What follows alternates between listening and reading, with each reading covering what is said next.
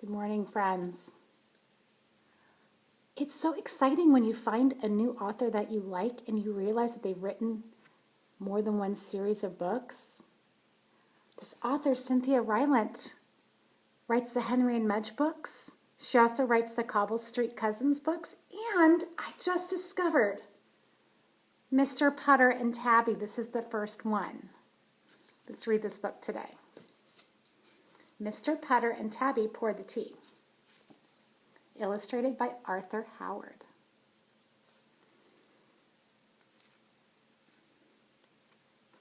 Mr. Putter. Before he got his fine cat Tabby, Mr. Putter lived all alone. In the mornings, he had no one to share his English muffins. In the afternoons, he had no one to share his tea. In the evenings, there was no one Mr. Putter could tell his stories to, and he had the most wonderful stories to tell. He's looking at his book of photographs and memories. All day long, Mr. Putter clipped his roses and fed his tulips and watered his trees. Mr. Putter wished for some company. He had warm muffins to eat. He had good tea to pour, and he had wonderful stories to tell. Mr. Putter was tired of living alone. Mr. Putter wanted a cat.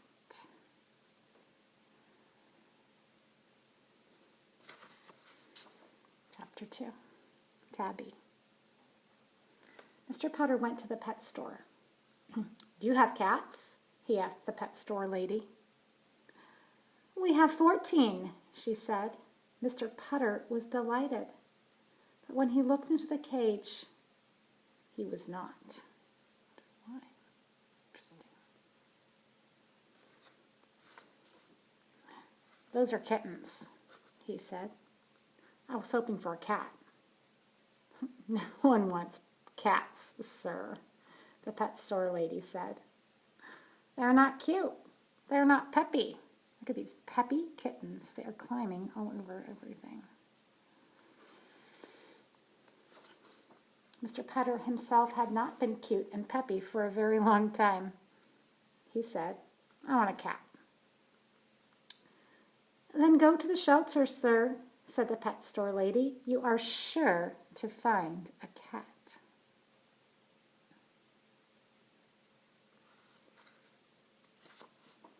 Mr. Putter went to the shelter.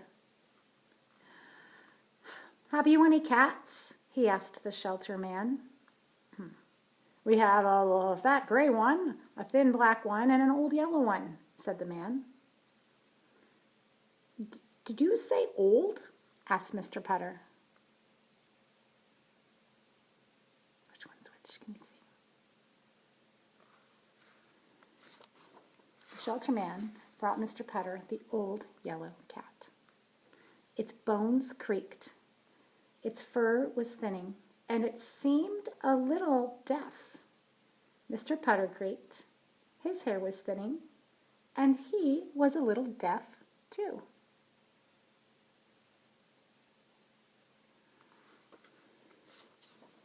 So he took the old yellow cat home. He named her Tabby. And that is how their life began.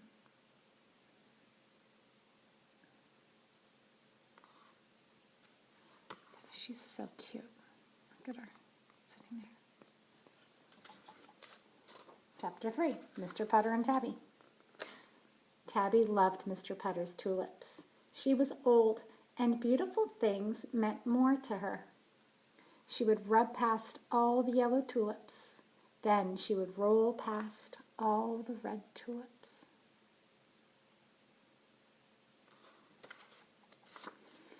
Then she would take her bath among the pink tulips. Mr. Putter clipped roses while Tabby bathed. In the mornings, Mr. Putter and Tabby liked to share an English muffin. Mr. Putter ate his with jam. Tabby ate hers with cream cheese.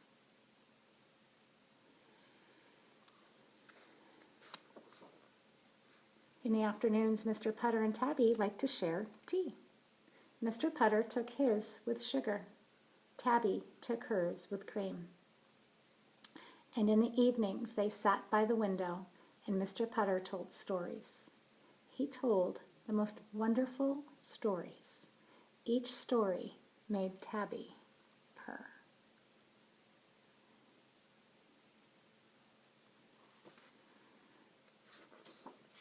On summer days, they warmed their old bones together in the sun.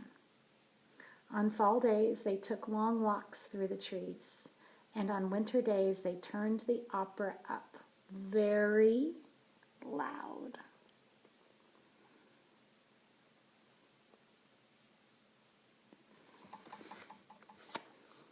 After a while, it seemed as if they had always lived together. Tabby knew just what Mr. Putter was going to do next. Mr. Putter knew just where Tabby was going to sleep next. He's looking for her. Oh, gosh. This makes me think of my cat. Likes to sleep up high on things. In the mornings, each looked for the other as soon as they opened their eyes. And at night, each looked for the other as their eyes were closing. Mr. Putter could not remember life without Tabby.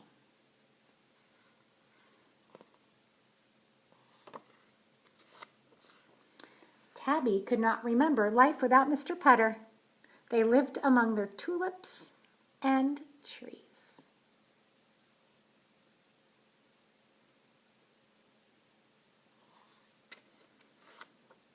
They ate their muffins, they poured their tea, they turned up the opera, and enjoyed the most perfect company of all.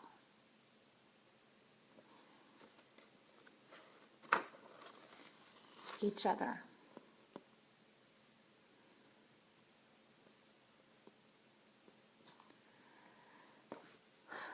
Well, I just love the way Cynthia Rylant ends her stories. They always end so peacefully. It's like the characters are thinking about what they just learned and what they just did. It makes me think about my favorite part in this book is, where is it?